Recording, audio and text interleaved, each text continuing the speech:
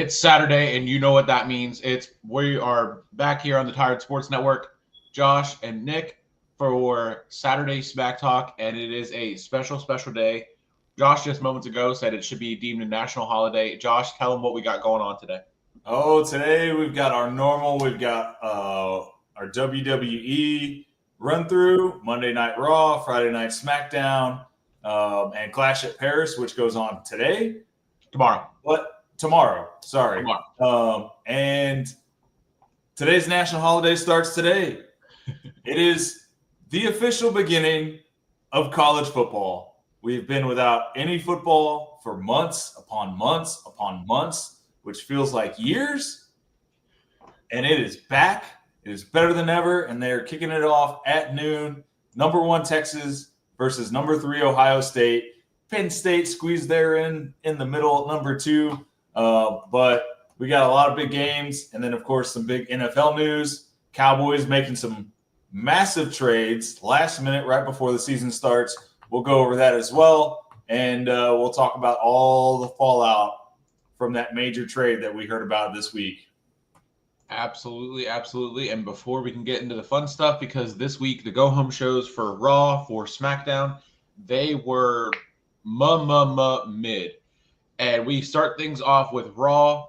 Roman Reigns did kick off the show, and that was about the best part of the show. They put the very good stuff in the front in the first 20 minutes, and then from there it dragged.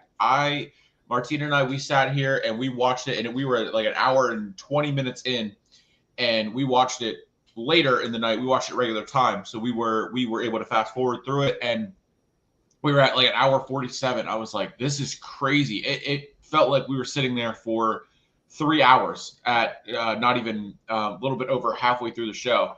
So welcome everyone, and bear with us as we dive into the Monday Night Raw from this Monday, the go home show, and then we roll into SmackDown from last night.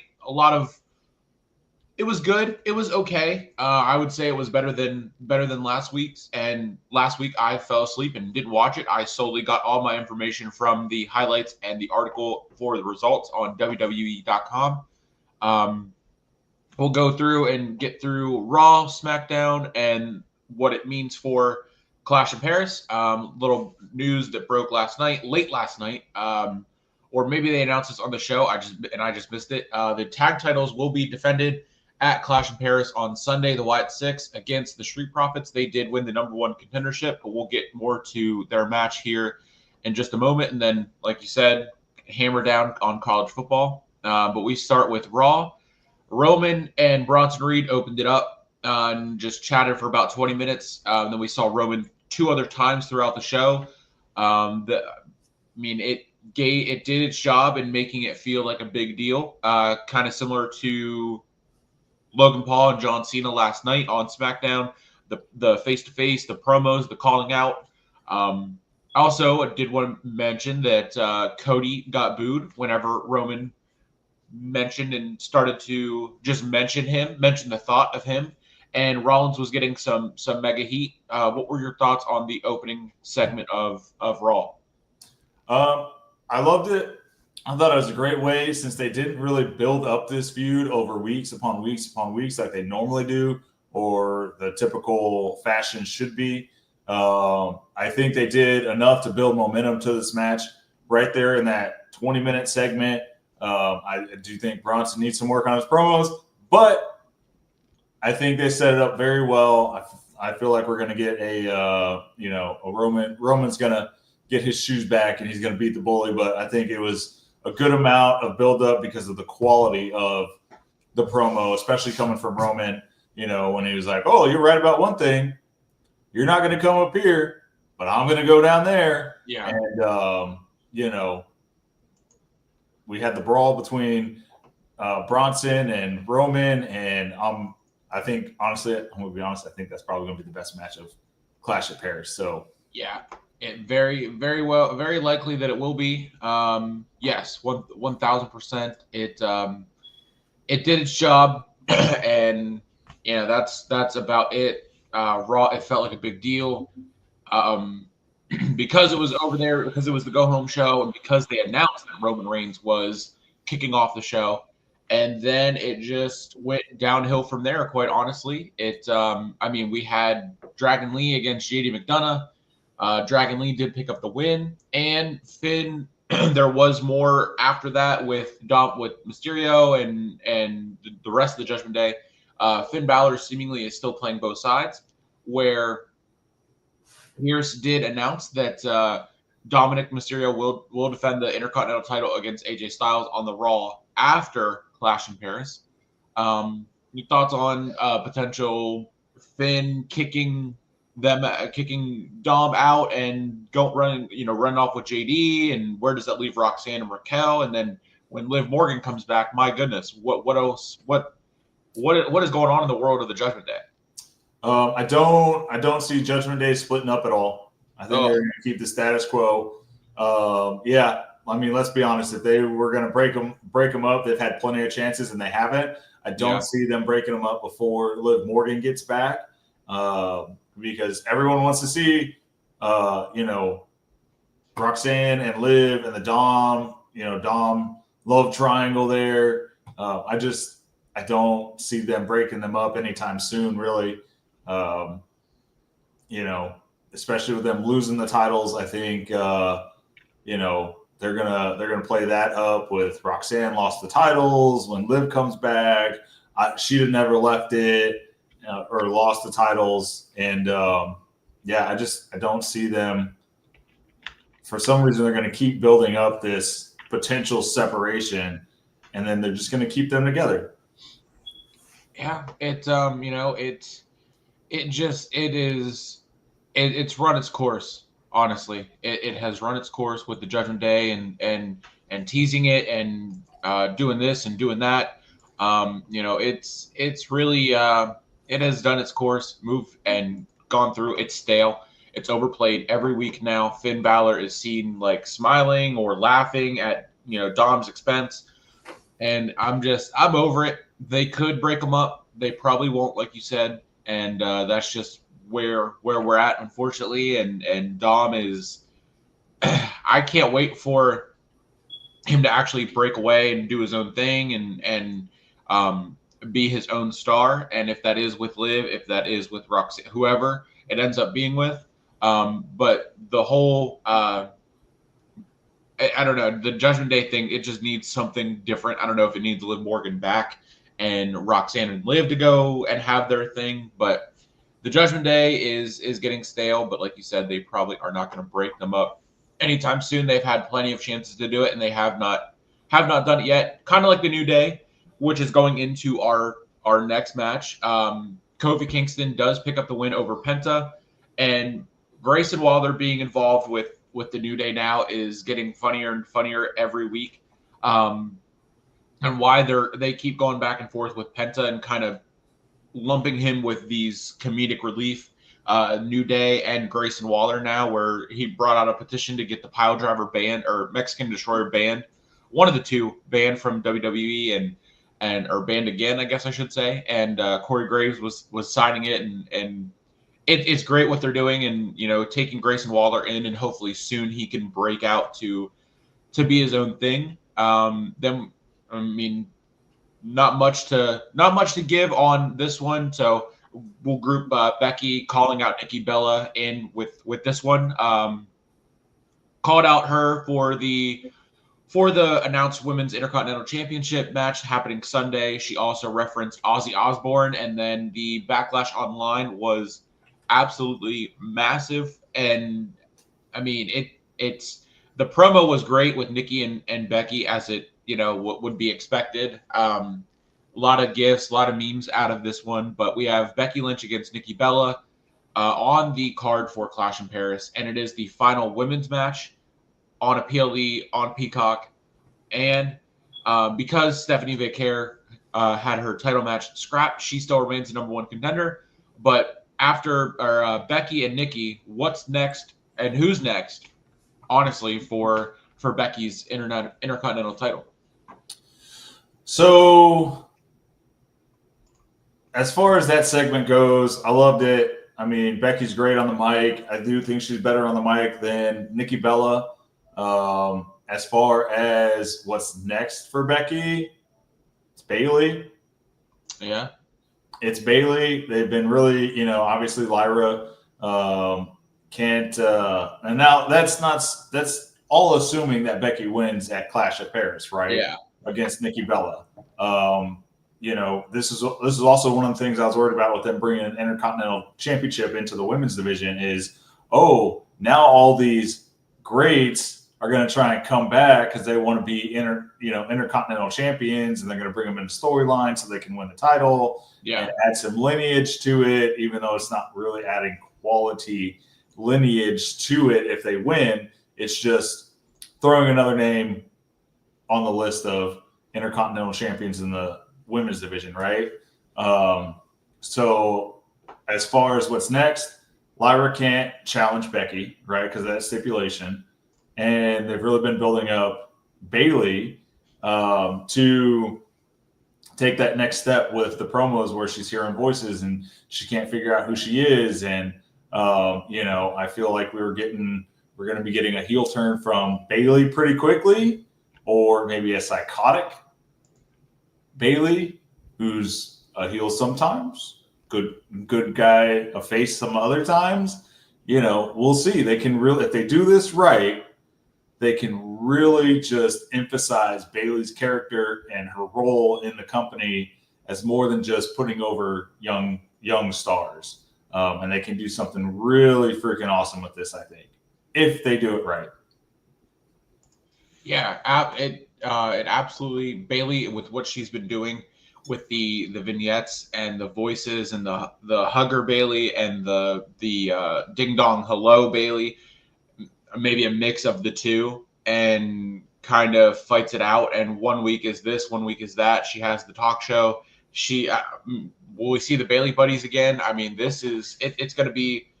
She's been doing really, really good stuff. Really, really good stuff. And yeah, she could definitely be next in line for Bayley. I mean, she could possibly be the one that they choose to go up against Stephanie Vaquer, and that loss to Stephanie, because I don't see Stephanie losing. That loss to her for a title could send her over the edge. She finally snaps and then goes and attacks Becky. The later in the show, however they end up doing it. But as long as it's not Rhea Ripley, which is next up in the matches here. But yes, Becky and Bayley, great together. So the match there will be magical. Becky and Nikki, I'm excited for. Can't wait. And the outlash and backlash online of what she said about Ozzy when something about what was out, like it was like, if I was from Birmingham, I would want to die too, however she said it. But Ozzy was smart because he moved to LA, a real city, or whatever, however she said it. And then his daughter didn't care for that too much and was chirping on her Instagram story.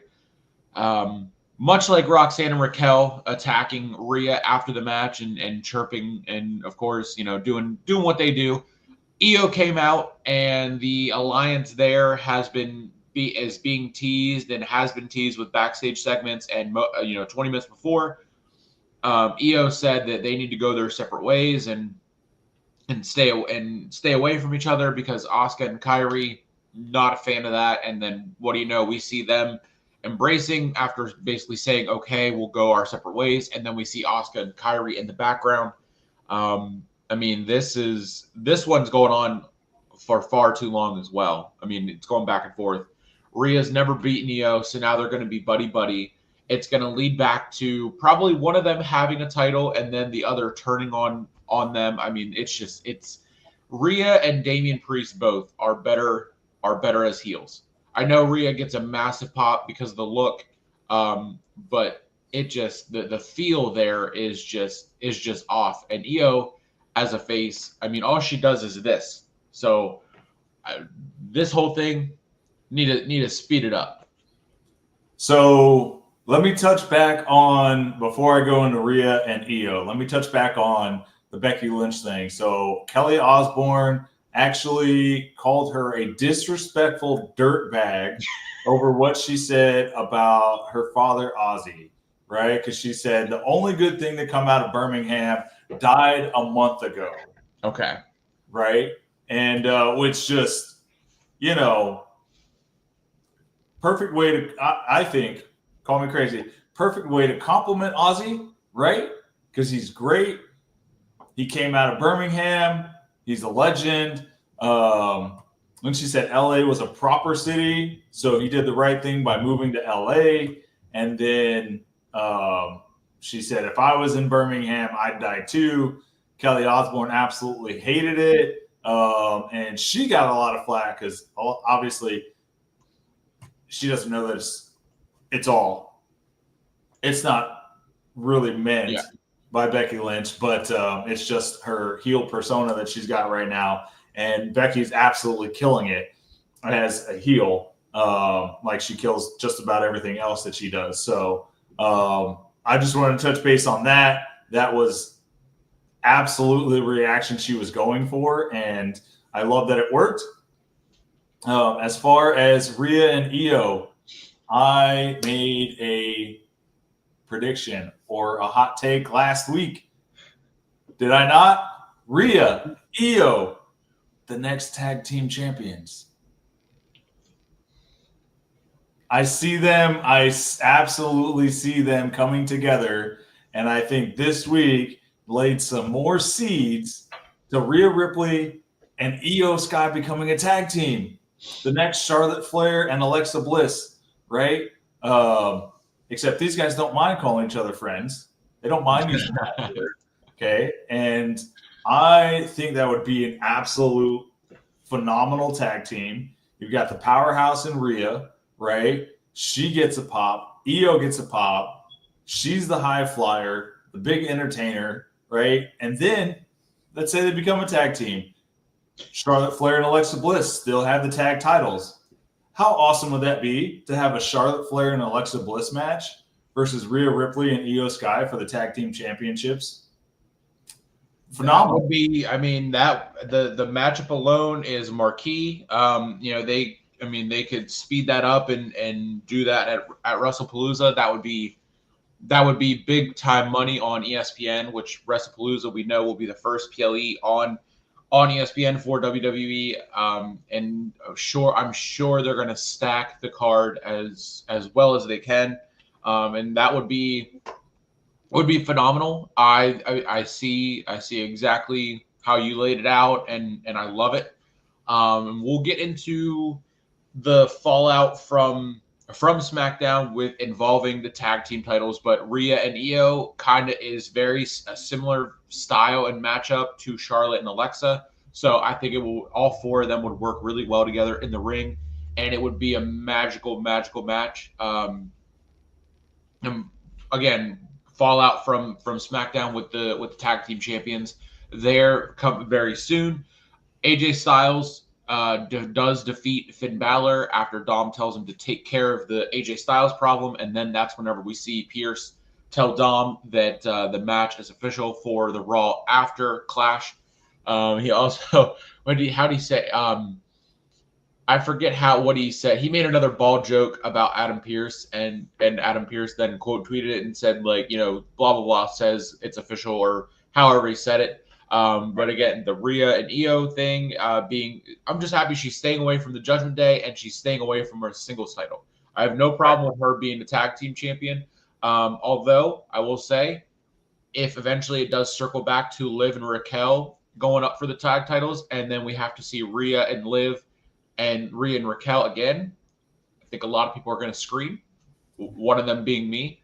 But AJ Dominic is confirmed, and it was a great match. It had there was a lot of aftermath for this one. This is where Finn was laughing and smiling whenever Pierce was telling Dom that he would have to defend the title again.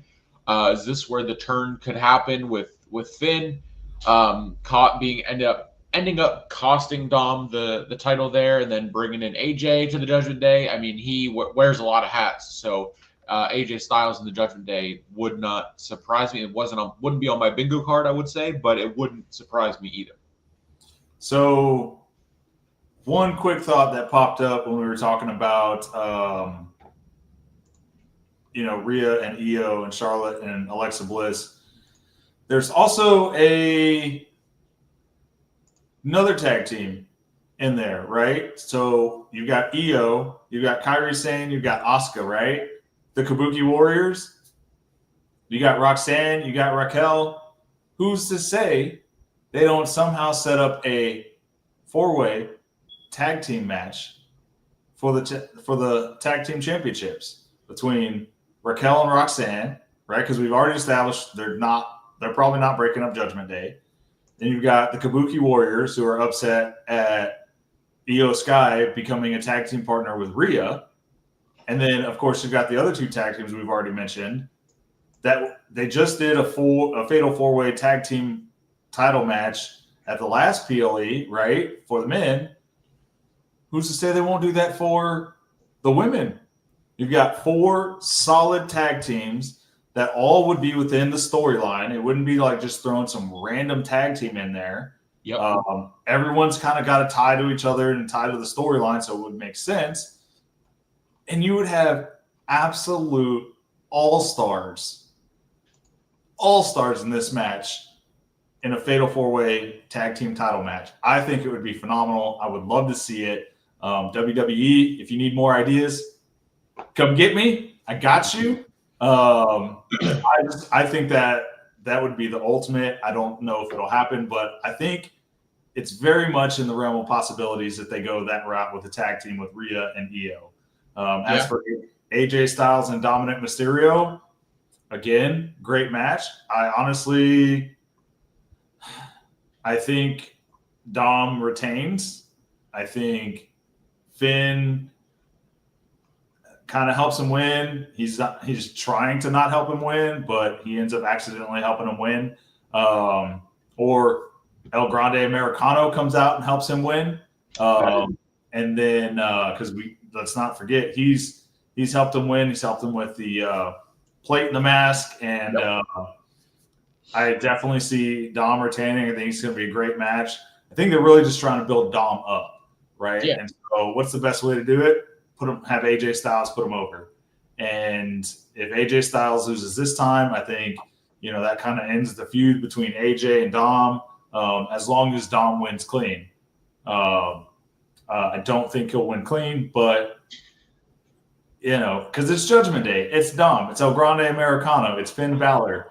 It'll be an interesting match, but I like where they're taking Dom. I like that they're putting him over. They're building him up, and now he's more of the take lead type of wrestler, right? And that's why him and Finn are clashing. So, which is what they needed to do with him. So the kid's talented. He's got all the experience in the world. He's a 20-year vet, right?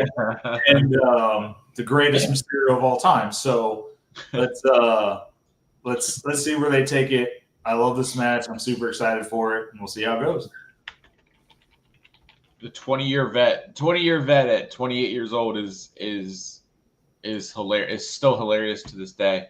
I mean, it would be another definitely would be another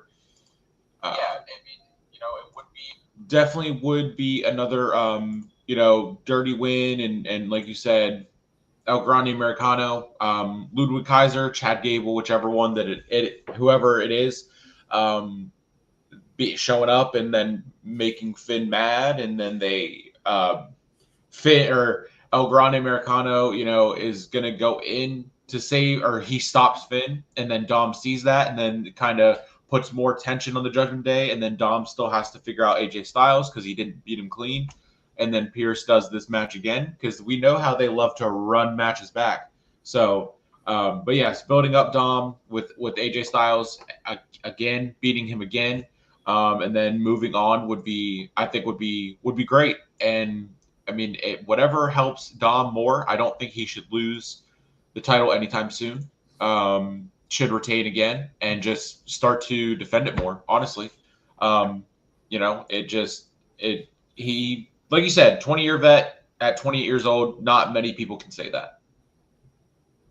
Yeah, it's going to be good. I'm super excited for it. I love like I said, I love where they're taking Dom, and hopefully they keep running him up and getting him ready, because here in the next year, I could fully see him competing for big time championships, not just intercontinental titles or U.S. titles or tag team titles. I see him being solo, working towards the bigger titles, some world championships maybe in about a year. So, which is crazy in its own right, because it feels like it was just yesterday when he was getting thrown around by Brock and then thrown around by Roman and the Thunderdome stuff, and then him and Ray together before pre-mullet, pre-mustache, super like literally babyface Dom. It's crazy to see how his progression in WWE overall, as it was for Braun Breaker, and we got a Fatal 4-Way preview. Braun Breaker defeats LA Knight. Roman does warn Jay about Punk and tells him like stop being in your head and stop doing things for other people, as Dom should start doing as well. Stop doing things for the Judgment Day and start to focus on you. And because Finn was telling him, hey, why weren't you out there for JD and all that good stuff. Jay ended up taking that to heart and super kicked both Punk and LA Knight after the chaos settled. And he stood tall, chirping at Rollins as Rollins backed away, went back down the ramp. So the main event did have some moments, but the show was bleak overall. There were some seeds planted. I think Rusev and Sheamus had another interaction. I still can't believe that this one is on a PLE. That is Sheamus's first singles match on PLE since 2022. And then just stories to watch, of course, like we said, Rhea and Io as a team, teasing that well, much like they do. Dominic and AJ Styles set title match for Raw after Clash, and then Roman talking to Jay there. And then, of course, Clash in the Castle builds do continue. We go over to SmackDown last night in Lyon, France. John Cena and Logan Paul rinse, wash, and repeat. Another face-to-face, another in the same building, another promo back and forth, and another article on WWE.com saying that John Cena verbally destroys opponent. Logan Paul, they did that with Cody Rhodes for weeks and weeks in a row. Same promo 2 weeks in a row, pretty much. Same feel on this retirement tour. It's pretty much just rinse, wash, and repeat at this point. Yeah, I mean, let's be for real here, okay? John Cena has always been great on the mic, right? He's easily one of the greatest of all time on the mic, and we are absolutely excited for Clash. I hope it's better than what I think it's going to be.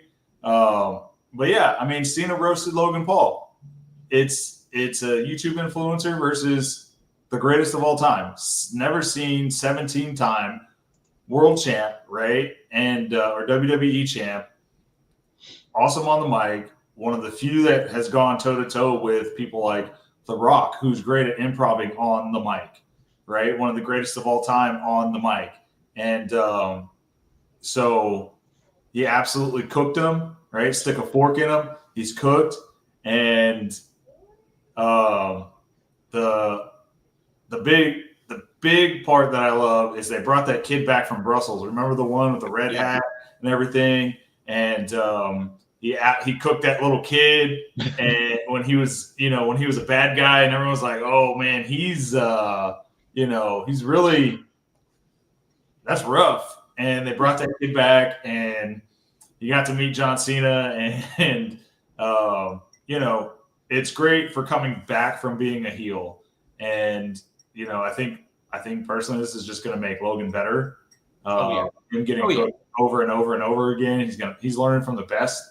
Right. And I hope he picks his brain and learns as much as possible. So that way, he can be a great wrestler, because it takes more, like I've said before, it takes more than just athleticism and an ability to pull off moves safely and effectively and make them look good. It's mic skills. You've got to, if you're a bad guy, you got to get the heat from the crowd. If you're a face, you got to get the pop when you come out. And because if you can't do that, it doesn't matter how good you are in the ring. Yeah. If you can't sell anything, you're going to be another Ricochet. Okay. Great athlete, mid at best on the mic, gone. So yeah. He Logan is, although I don't know if he's learning from Cena anymore, because Cena is the professional pretender over here. I mean, he chugs a prime on Logan's show and then switches up and pushes over the new flavor. So I mean, it seems pretty fraudish to me. And then, all of a sudden he's telling us that we're toxic and he's in an abusive relationship with us, the fans. And now he's apologizing because he had a bad day. And then wants to bring up the past with Logan. And Logan just got married. He's over here saying about his legal trouble. Logan Prime just won a lawsuit from one of the totally bogus lawsuits that it's had in the last couple of years. They just won the lawsuit. It's gone. And now again, John went harder at Logan than he ever did with Cody. Yeah, absolutely. Would still be mad about that. John Cena, he apologized to the kid. I saw that, and that was great. I mean, it's easy to get cheers when you're going in there with Logan Paul, because the cool thing to do is hate on Logan Paul, and he eats it up. I saw a clip where he said 60,000 in 6 seconds or whatever. You're welcome, TKO, and he's absolutely right. Cena said about the 25 influencer list. Well, guess what? Logan's not an influencer anymore. He's a WWE superstar. So, whatever. He's got his prime, so he's got brands there. He's got WWE now. His show, his podcast is a Fanatic show now. Just saying, just putting that out there, and to be determined. I've always said, I think that's supposed to be TBH. Too early to be making my brain work. I've always said athleticism is least important part of wrestling. No one cares if you don't like the character. Yeah, you got to have a good mix of both, with the athleticism and the total, the 360 degrees of entertainment, athleticism, and entertainment in general, speaking on the mic, and the look. So definitely is the big Big idea. Thank you, Miss Producer over there. John was cussing us out like a month ago. Cherry Primate. So that's where my cherry limeade went. Thanks. Thank you, Martina. I'm drinking Monster today. I'm sorry, Logan. I feel that would have been a perfect spot to throw Prime up there. TBG. To be okay, that's what I figured, but my brain, we got you, Martina. Not working right now. Autocorrect is hating. It's probably the Cody Vengers out there in your phone being like, no, we can't let her be right. It's because you started Prime had you going too hard. You're typing the wrong letters in. Been there, done that. But yes, Logan Paul and Cena, same thing. I'm pumped for that match. And overall, Clash in Paris doesn't have a bad match book. It's just that the builds have been just mid. They do the same thing with these builds week after week. And it's just it's hard to get excited. But when you boil it down, there are some exciting matches on Clash in Paris. Yeah, it's like you said, the builds have been mid at best. Roman Reigns and I think John Cena and Logan Paul's build-up has been good, the best out of, and which is crazy because Roman Reigns' build to Bronson Reed really spans maybe 2 weeks as far as momentum to the feud. I'm not counting the times he bullied him and took his shoes. This is bad 90s neighborhood gang movie, right? Like where he takes the shoes and throws them over the telephone wires and stuff. Like, I mean, for something that's taken 2 weeks worth of promos to build up and be one of the best build-ups is just absolutely insane to me. I will say I do like the build-up we've had with Drew, but we'll get to that in just a couple of matches. So, but yeah, really just mid build-up so far. Yeah, and I mean, Martina, you are right. They do have a lot of PLEs back to back, weeks apart, so it is hard to do a build. But even, I mean, and I don't know if it's even the number of PLEs or if it's just the spacing between them. I mean, you go from WrestleMania right into Backlash, so you can kind of continue those builds because it's the Fallout, but Backlash should be a mix of the feuds that didn't make Mania and then all a mix of ones that were left unfinished. But again, a PLE is supposed to finish a feud, so it's like a lot too many PLEs, but also just poor choices in booking and writing and just keeping the same people on the screens week after week after week when you have a roster full of talent, much like a talent that we haven't seen in about 2 years finally make her debut on the main roster. I'm pretty sure that was her main roster debut, in Kiana James, but of course that one was after Alexa Bliss defeated Chelsea Green. And I just realized our outline, it says that she defeated Charlotte Flair, but this match changed 3 different times. Piper Niven wasn't able to go, and then it changed to Chelsea Green and Alba Fire against Alexa and Charlotte for the tag titles.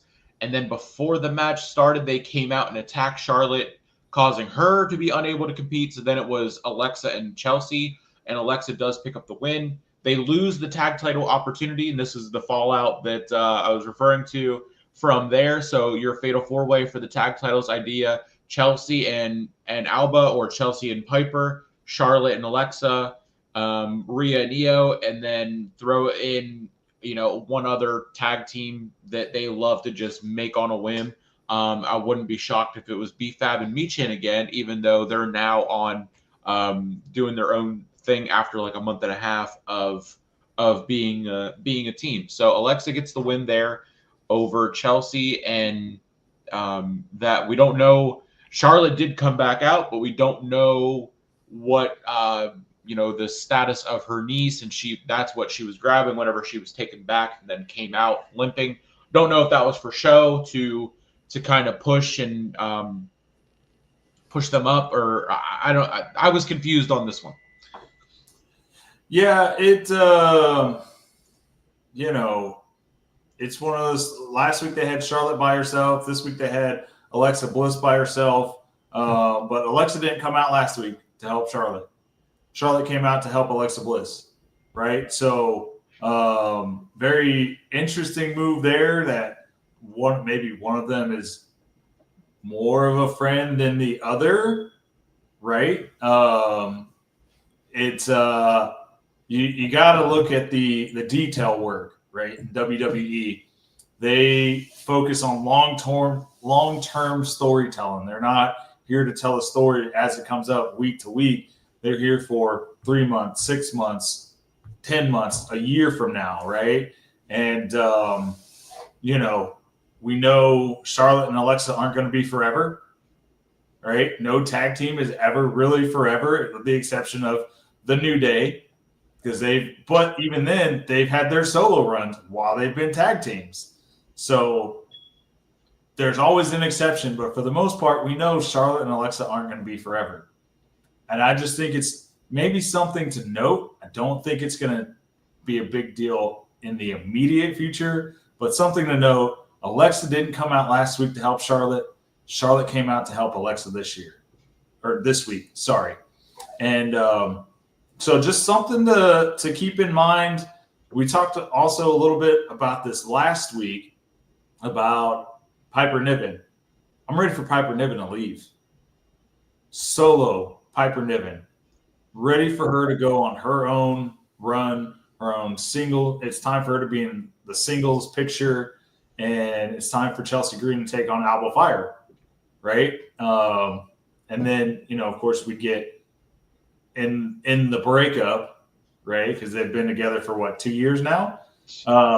Feels like a lot longer than that. Right. Feels like 10. And but we'd get an absolute awesome feud between Chelsea Green and Piper Niven in that. And then you get Alba Fire helping Chelsea as well. But it's a great way to break them up, send Piper on her own into the singles action. I am excited. She's super, super talented. She's won titles and championships all across the globe, especially mostly in Europe. But I mean, I think she's ready. I think she's ready to be on her own. And, she can't be part of the Secret Service forever. Yeah. Eventually she's got to run and become president. So I see that ending. I see some notes of the future of Charlotte and Alexa ending maybe in about 6 months or so. But definitely a lot of people that can, come up as tag teams, and we'll see who ends up in a fatal four-way if it happens. Yeah, the Piper Niven eventually, the Secret her got a run for it. That was perfect. And yes, taking Alba Fire under her wing, and also then bringing up Ethan Page, and because there are talks that Ethan Page could be brought up to the main roster here very, very soon. Chelsea Green has gone down to NXT and has gone back and forth really to NXT. It has been working with Ethan Page and has been doing really, really great stuff. So looking to see Ethan Page come up to the main roster, probably once he drops the title. Got to think that's probably when it's going to happen. Although they do love to carry titles to and from and back and forth. Great, and absolutely a great point with Josh noted. And then Martina, they changed Alexa's music and made it darker, more dramatic, incoming heel turn. And like you said, that can play in with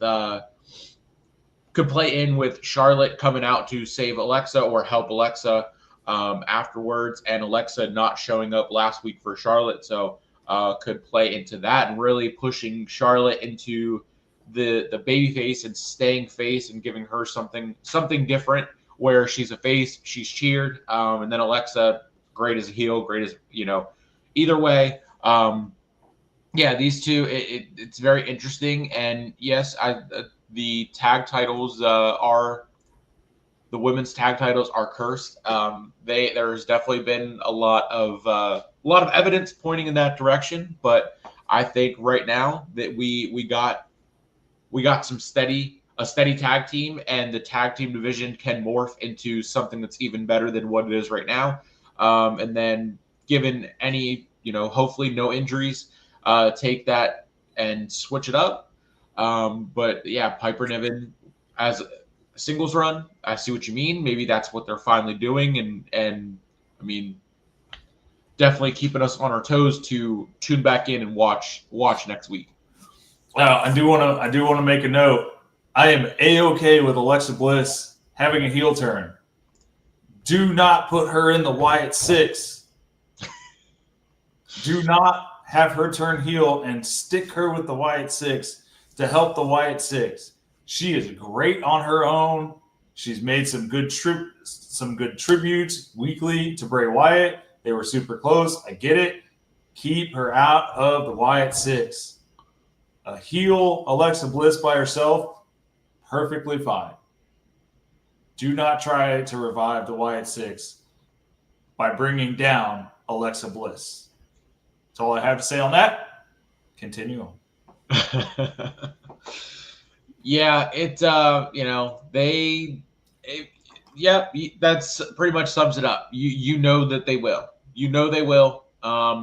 And if they do it right, it'll be great. If they just do it and then don't have any real plans, if they do it for the big pop and the cheap reaction and then don't have any plans for afterwards, I'm gonna hate it.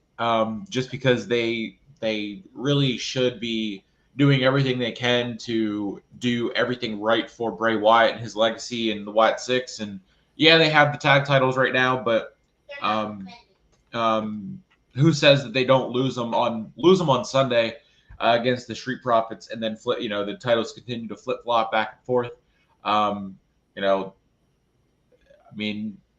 Then again, Jey Uso did say that he's ready to reunite with Jimmy, and maybe we see one more Usos run. But later in the show, and just a couple matches here, I think I see a path better fitted for Big Jim here. They don't even have the Wyatts defend their title. It's so funny you say that, because Mariah just said the same thing sitting 20 feet away from me.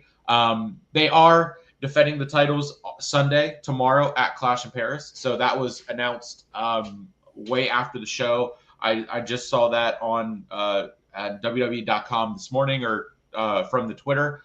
But yes, yeah, I think I see where they're going with Sami taking the title off of Solo. And spoiler alert, Sami Zayn did win the United States Championship in France against Solo Sikoa. Great. And before we got there, Michin defeated Kiana James in her main roster debut. And Michin, maybe, in the words of Michael Cole, if Michin can get past Kiana James, she may earn herself a United States Championship match, which we know that it might happen eventually down the road, a month and a half later. And then probably we still won't see Julia defend that title. She's had it now for quite some time and just has not defended it. So once again, we go from talking about the Wyatt Six not defending their titles, except once every 3 or 4 weeks, once every month, to Julia, who hasn't defended it at all since she beat Zelina Vega for that title. Wasted debut with a roll-up loss, and Michin again probably will eventually get the title shot, but not right off the bat. I've got one word for Michin and this whole feud with Julia, and next. Let's go on to the next match. I'm glad they ended that quickly. Wasn't super excited for it. I mean, at this point, Michin's just a filler. She's not even super big on. She's not even in a mid card picture. Let's just move on. I have nothing much to say. That should tell all of our viewers exactly how wonderfully hot this feud has been. Next. Not even mid at best. It's just insane. It just is insane. They dropped the ball with Julia. They are pushing Stephanie Vaquer to the moon and dropped the ball with Julia. Kiana James came up with Tiffany Stratton, came up with Carmelo Hayes about 2 years ago, and she got hurt and then came back, and now is getting. It was literally ring the bell, ding, ding, ding. You took a breath, and then it was roll up a 1, 2, 3. A total waste. Right. And then for Michin to just get beat up and then no one else to come out, BFAB, no nothing.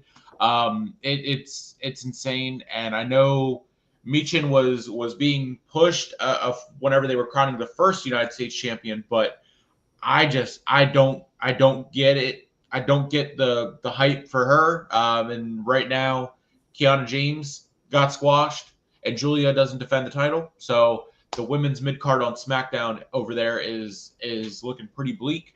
Not bleak like the RKOs that Randy Orton laid out to everyone, as his shirt says RKO everybody. Randy Orton and Drew McIntyre. Don't know when we're going to get this match again. Feels like every other week, every other feud, they go back to this one. While Cody is away, Drew taking him out of action for, I believe this is the 3rd week now.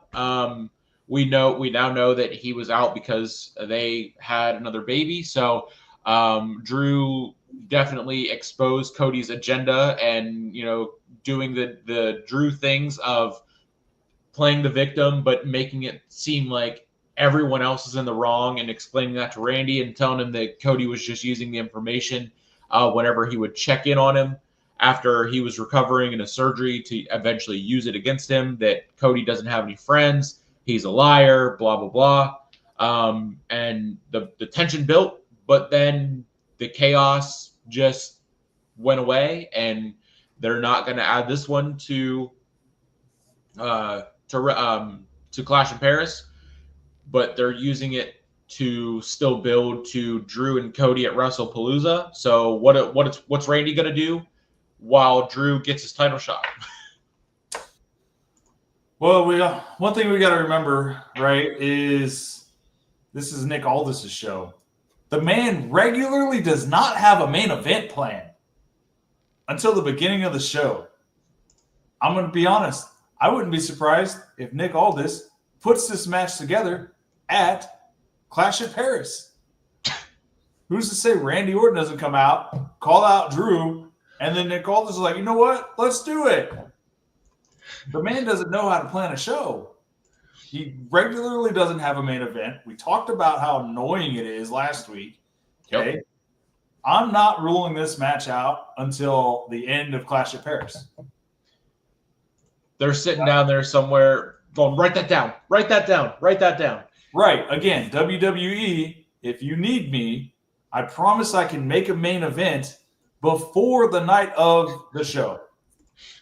I can figure it out. Come get me. They did have, to be fair, they did have a main event set last night. That was the U.S. title match in Sami Zayn and Solo Sikoa. That's great. It only took them 3 weeks to be able to do their bare minimum job, right? We don't celebrate the bare minimum here. Okay, we go above and beyond at Saturday SmackTalk, especially for big events. They need to pay all of us because that's exactly what they will do. Oh yeah, 1,000%. Just like they waited till the 9th hour to add the tag title match. That now we are getting 6 matches on a PLE. That isn't a 2-nighter. So this is the last PLE on Peacock. So wouldn't put anything past them for this one. And adding another match. Send out the Peacock era with a bang. Saturday night's main event will now be on Peacock, so we'll still have that PLE feel. And then NXT PLEs will still be on Peacock until April of next year when they move to ESPN as well. I don't get why they do last minute stuff because it makes it seem rushed, like an afterthought. Everything seems rushed. Everything seems like an afterthought. And then when they go and do that, it's like, oh, I didn't know that they were doing that. And it's then it really sends like the people that are like, oh, I didn't even know there was a PLE today. It sends them into whoa, hey, I guess I better watch this. And then they tune in and they're like, when did these two start chirping and start, building this feud? They didn't. Plot twist. Here's what I think. I think Nick Aldis forgets that he's the general manager of SmackDown Monday through Thursday, and then Friday morning he wakes up and remembers, oh, I've got to run SmackDown today. Oh, let me make every match except for a main event.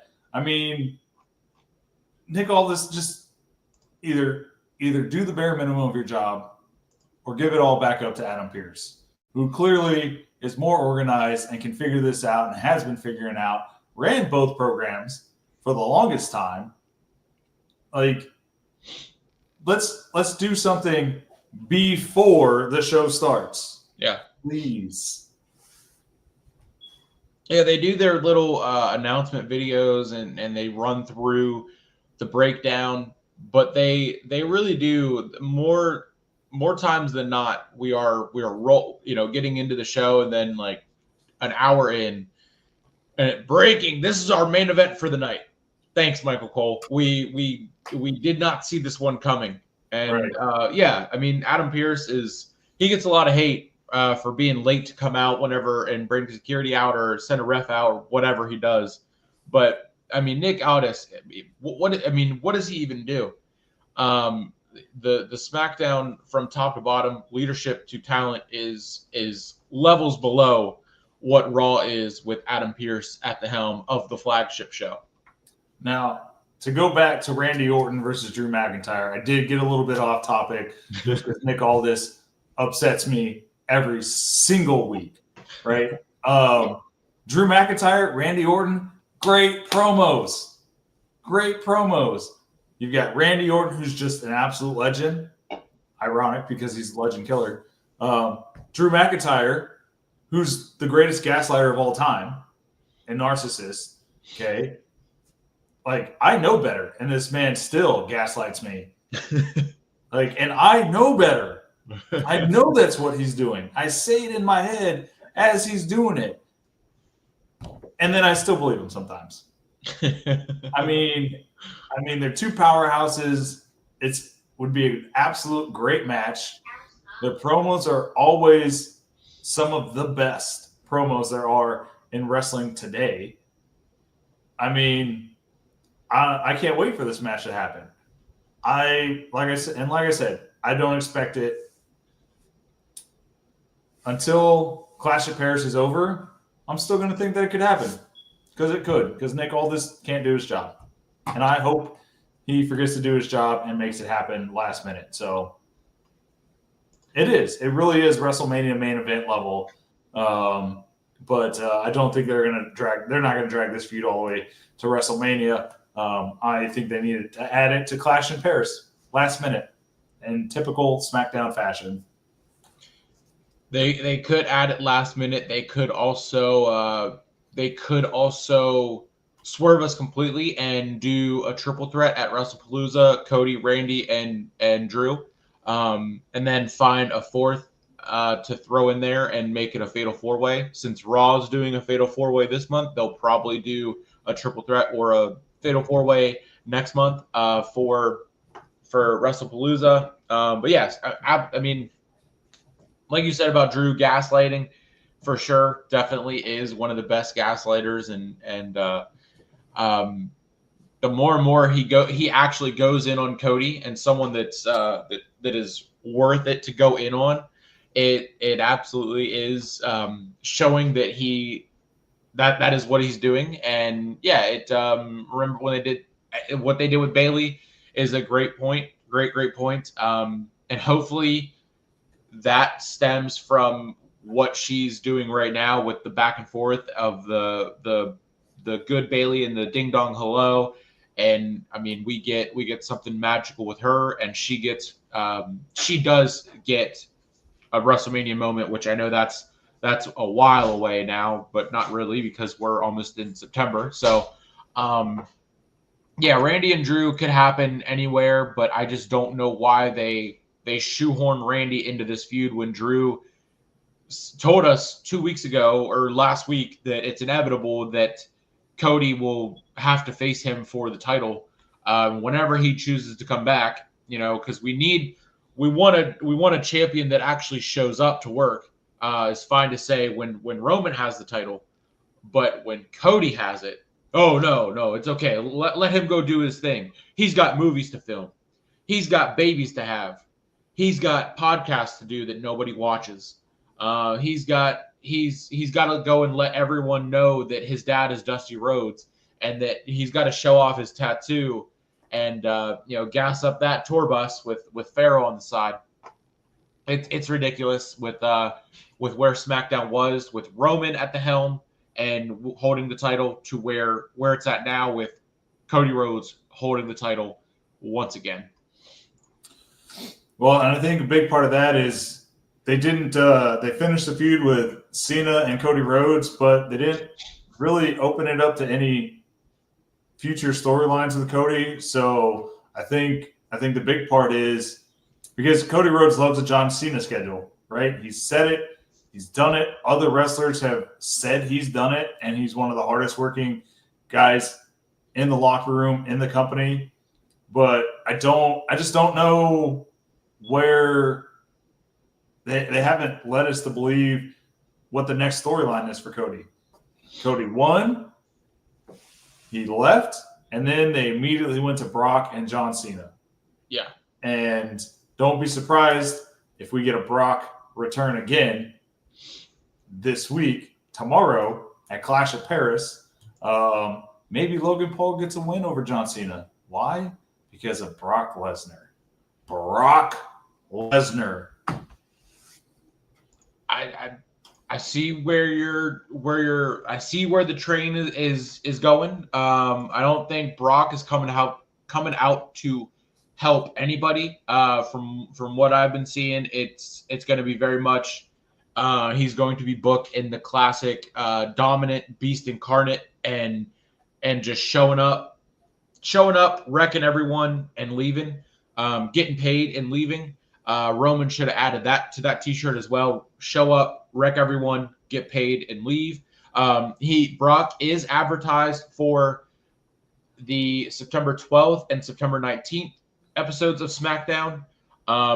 So don't know if that's when we can expect him. And then, of course, we're heading that way with WrestlePalooza. If he would show up in Paris, that would be pretty cool. You know, Logan wins and gets out of there, and then Cena is taking in the moment again, rinse, wash, and repeat. Cena's taking in the moment of his first time in France, and for final PLE on Peacock. This is the final scene on Peacock, and they're going to play it back 80 times on Raw and then on SmackDown the following weeks to come. And then Brock's music hits again, which we know that is the classic Beast Incarnate to wait for them to be in the ring and take the moment, and then his music to hit. So a Brock appearance at Clash tomorrow would be great to help and send this feud into overdrive as we gear towards WrestlePalooza, which is September 20th. The first PLE on ESPN for WWE, which the more and more I think about that and can't wait to see WWE stuff on ESPN, it's going to be crazy. But yeah, Brock Lesnar showing up would be phenomenal. People swore Roman was a bad part-time champ, but he had the bloodline holding it down and keeping things entertaining. Cody doesn't have that. He's just holding the title with no feuds, he said on a podcast somewhere, an interview somewhere, the story's never really finished. I think it was in the rest of Unreal. He said the story is never really finished, but he's sure is taking a long time to write this next chapter, taking his good old time to be off and film movies and again film movies and have babies and not defend his title, not show up to work, and just leave it off to everyone else on SmackDown, which is doing the same exact stuff that he basically said to Roman leading up to 39 and to 40.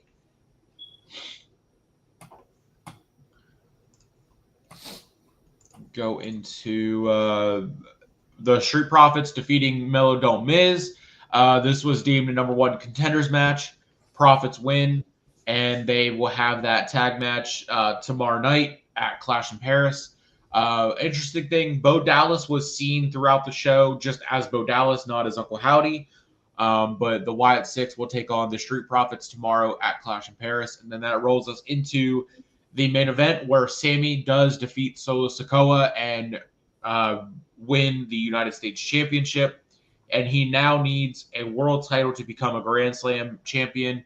But he is not out of the underdog house. He's still being looked at as the underdog, treated as the underdog, talked about as the underdog, and I'm sick of it. He's better at chasing a title than holding a title. And if this title reign for Sami Zayn doesn't end with Big Jim taking the title from Sami Zayn, then what are we even doing? Yeah, I'm glad to see. There's one thing I was glad to see, and it was a championship title belt changed hands on a regular show. Thank you. Finally, Nick Aldis did something right. Okay? We haven't had a title change hands on a regular Monday night or Friday night in how long? Exactly. No one even knows. Rhea and Io after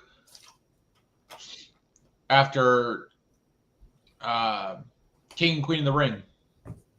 back in that was 3 or 4 months ago. A while ago, right? And then the time before that, probably at least 3 to 4 months before that. Yeah. So thank you. We finally got a regular title change on a regular show. I love it. It's great. Fans can still go to a regular SmackDown or Monday Night Raw and have a chance of seeing a title match that doesn't get squashed or end in a DQ. I like it. I'm over the underdog storyline for Sami Zayn as well. But I'm glad he got the title because let's be honest, they weren't going to do anything with Solo anyway.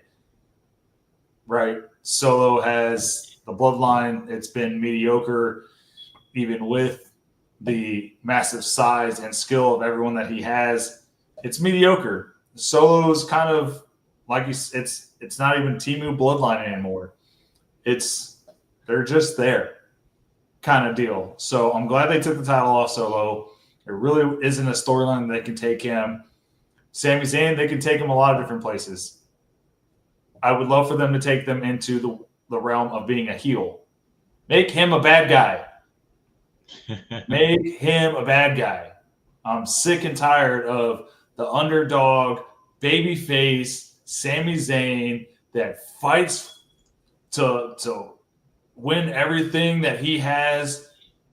It's been 2 years at least, and he's been a babyface, and I'm just so over it. Sami Zayn, be a bad guy. Do something different. Make this title respectable again. I don't think it'll happen, but one can hope and dream, right? Yeah, when Nick Aldis is in charge of the show, your dreams are going to be put on hold for him to not show up. Whenever they show up and plan half the show, and then the other half just throwing darts at a dartboard with your eyes closed. I mean, right. Why change titles on a regular show before PLE? Just put it on the PLE. Well, that would make too much sense. And they did that with Zelina and Julia. They did. It doesn't make any sense to me with Sammy being pushed like this. Wasn't he just earlier this month telling the world and telling Karrion Kross that he belonged in the world title picture and he needed to win a world title? And he basically sent Karrion Kross off into free agency and back into the indies to then launch himself into the world title picture, but then all of a sudden fall back into the mid card. That tells you something. Tells you everything that you need to know. And yeah, Sami Zayn is the world, like Sami Zayn, Cody Rhodes. These are the underdogs that get a title and then just drop the ball because their whole thing is being built up and backed by the fans because they want to see them win the title. And then when they win the title, it's like, oh, look at that, they're mid, and we don't want what we thought we wanted. And then it's like, okay, well, this is what you get. So there. Yeah, I'm over it. It's one step away from my comment about the whole Michin thing. Next. The next thing after SmackDown, I mean, like we said in the beginning, SmackDown and Raw. The tail end of this build to Clash and the final PLE, they haven't even been pushing that. I feel like that might have helped talk about, give it that feel of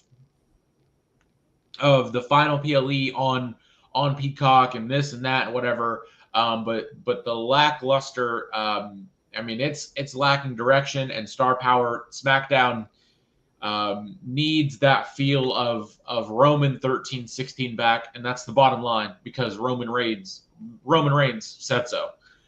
We go into Clash in Paris, a preview, and we have 2 singles matches. We have John Cena versus Logan Paul. It is PLE debut in France, Cena's debut match in France, I believe, or at least Paris. Roman Reigns and Bronson Reed. And then the World Heavyweight title, Fatal 4-Way, Seth Rollins, Jey Uso, LA Knight, and CM Punk. We have a good old-fashioned Donnybrook, Sheamus and Rusev. It's Sheamus' first singles PLE match since 2022. Rusev, I know he just came back, so it's his first PLE pay-per-view match in WWE since who knows when. And then Becky Lynch and Nikki Bella for the Women's Intercontinental Championship. Final women's PLE match on Peacock since Stephanie Vaquer was scrapped. She still remains the number one contender. And then, of course, the tag titles on Peacock at Clash in Paris. So a very up and down, left and right, midder card here for Clash in Paris. But quick predictions. I'm going to go Logan Paul, Roman Reigns, Seth Rollins, Sheamus, Becky, and the Wyatts. Yeah, so let's see. I'm getting this pulled up real quick. The card for Clash at Paris. I think we're going to be pretty much on the same page. Cena's going to beat Logan Paul. It's going to be a great match. Don't get me wrong. It'll be a great match, but John Cena over Logan Paul. Roman Reigns gets his shoes back, beats his bully. He's trying to take a third pair of shoes. We'll consider this essentially a third match, right? Roman Reigns gets his shoes back, beats the tribal thief, the owner of the Shulafala, gets his shoes off the telephone wire. Yeah. Heavyweight title, Seth Rollins. He's got the numbers. He's got Bronson Reed. He's got Braun Breaker. And Jey Uso, LA Knight, and CM Punk are all not cohesive and working together like they should to beat Seth Rollins. I think Seth Rollins retains. Good old-fashioned Donnybrook match. I don't even care who wins. Next. I think Sheamus finally gets the win over Rusev. Intercontinental title match. I think this could go either way. We've got Becky Lynch versus Nikki Bella. I want Becky Lynch to retain, but I think they're going to swerve us, and Bella's going to get her Intercontinental title to add to her slew of other titles. I think they're going to do it. I think that's what they're bringing these people back for. Nikki Bella over Becky Lynch. Yeah, so not a whole lot on that card. You know, it's I think it's going to be very mid. If they bring in Drew and Randy, which very well could be knowing Nick Aldis, I think Randy Orton gets the win over the prick Drew McIntyre. I think, yeah. I mean, if they add that seventh match, because we do have the tag titles on the card there, I would want to see Drew win, if anything, just because it's inevitable that he's going to be Cody's first opponent since winning the title at SummerSlam earlier this month. Mid card. Yes, it very much is, but there are some exciting things. It's Paris, it's France, Roman Reigns, the Roman Reigns, that whole thing. I mean, it is what it is at this point. Hopefully WrestlePalooza will be better. Pat McAfee will be back at WrestlePalooza as we talked about last week, and that is a very, very underwhelming build and very underwhelming predictions. Not too much to go into because it is so very, very mid. Some major big announcements or talking points to lead us into the football portion of the show on this Saturday afternoon before we have kickoff here in about roughly 30 minutes. Saw over on College Game Day, the panel there, Pat and everyone else, they had Lee Corso headgear for his final pick today. And it's really cool to see that, and that's been all over Twitter and my timeline there and everything. But UFC and WWE TKO is taking over Salt Lake City. They announced that they are bringing Saturday night's main event and SmackDown to Salt Lake City on October 31st episode of SmackDown, and then Saturday night's main event in November on November 1. They have reached a partnership with the Utah Sports Commission and SEG that will go through 2026, bringing both UFC and WWE back to Utah. And in previous years, we have had UFC 278, 291, and 307 in 2022, 23, and 24 that has impacted the Utah an economic impact for the city of Salt Lake and Utah. $74.1 million brought into the city there. Halloween weekend, of course, like I said, SmackDown October 31st. Saturday night's main event November 1st on Peacock. Combo tickets for that go on sale September 5th via SeatGeek. Pre-sale on September 3rd. UFC will be back in 2026 there at the Delta Center. UFC does own the top 3 biggest gates in that arena's history. I'm guessing 4 or 5 would have been when The Rock came back to SmackDown that was there. And Salt Lake is becoming a certified fight town with WWE and TKO.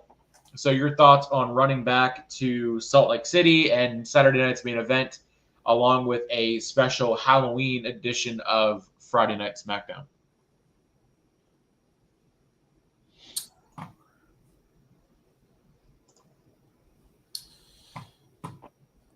Sorry, I was having some technical difficulties. So as far as Halloween weekend, I mean, Saturday night's main events, I'm not super excited for it. I'm really not super excited for a whole lot right now with WWE. We're kind of at this point, it is what it is. There's a couple of big storylines.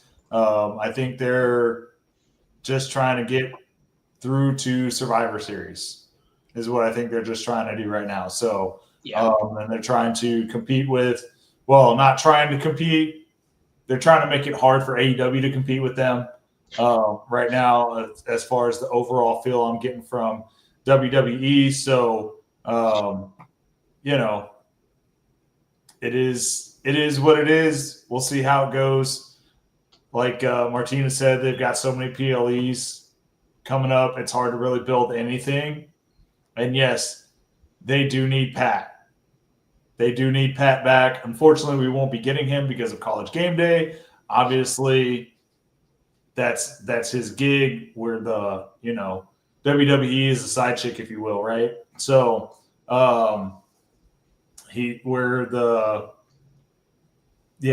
So more concerned with counter programming than actually giving us good programming. 100%. We'll see. We'll see how it goes. Hopefully they can give us some good stuff. We'll see with ESPN coming into play, and fingers crossed. That's where I'm at right now. Yeah, it is hit or miss. It's up and down. It's left and right. I think they do some good things and then they take 3 steps backwards. The ESPN partnership hopefully will push them in the right direction going into Survivor Series, which I guess would be the next big time PLE in November, Thanksgiving weekend in San Diego at the Padres Stadium. And hopefully, along with that excitement going into there, we are getting the speed titles to NXT. So I guess the partnership with Twitter has ended. And just like we were saying last week or the week before that, they need to do something with the cruiserweight division, and I don't know what they'll give the name to for the women's speed title. The lightweight division, I don't know if that's what they'll do, but those championships are moving to NXT. and we know, or at least the women's is, and we are getting a tournament to crown the number one contender for Sol. I think Sol Ruka is still the speed champion. Will that elevate those titles and the concept of a cruiserweight division, or will it just kind of, we're gonna do this and then let it die out, and Sol Ruka is just gonna carry around 2 titles just for the fun of it? So I mean, we kind of called that bringing back the cruiserweight title. So someone must be watching and writing something down. Someone's listening to us. I think they do bring back the cruiserweight division, and I am so excited for it. I loved it growing up, watching it. It was full of high-flying action and just all-around stars. I mean, we had Rey Mysterio back then too, in the cruiserweight division. We're going to kick it back a little old school. We had Billy Kidman. We had Rey Mysterio. We had La Parka, Juventud Guerrera. I mean, we had all those guys, Chavo Guerrero, Eddie Guerrero. I mean, the cruiserweight division brought in so much talent, and every match was absolutely, as Sheamus would say, banger after banger after banger, right? And I'm excited. I definitely think this is going to elevate the brand. I don't know why they didn't just bring it into NXT in the first place. They could have already built that brand, improved that brand, and also improved that whole division. Because I don't know the numbers, but I know I definitely wasn't interested in watching just the speed tournaments when they happen. Like, just make it a cruiserweight division. That's essentially what it was.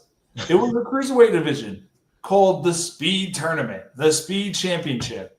No, bro, it's the cruiserweight division. Quit trying to name it.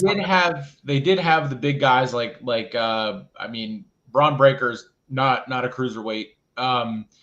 He was in it. He was moving fast, and they were still doing too much with trying to be different and trying to not be. They were trying to do and be pro wrestling instead of just being a sport. And it was a good idea before. I'm sure Elon threw a lot of money at them for those titles. And that was just one of his many side quests at this point whenever he first bought Twitter. Speed title, the 24/7 title was another one that was just it was just horrible.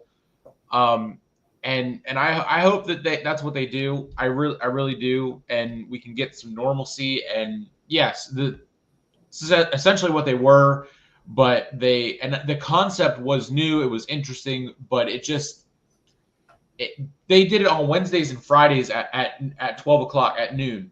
On Wednesdays and Fridays, live on Twitter. Who is sitting around and has time to open up their phone and go to Twitter from 12 o'clock to like 1:30 on a Wednesday and on a Friday? That concept, that part of the concept, that must have been Nick Aldis must have had that idea.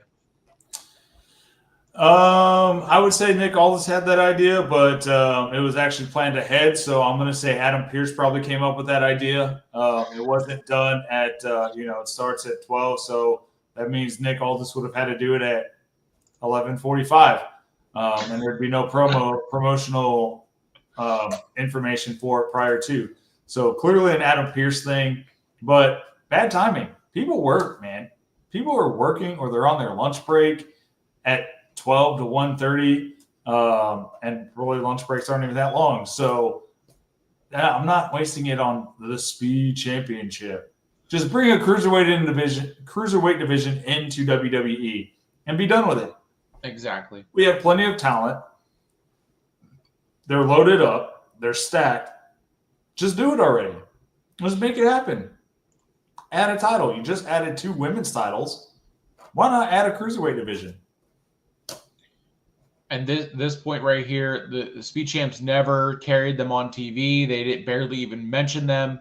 But then they can bring in the AAA titles and this and that and talk about that and push AAA.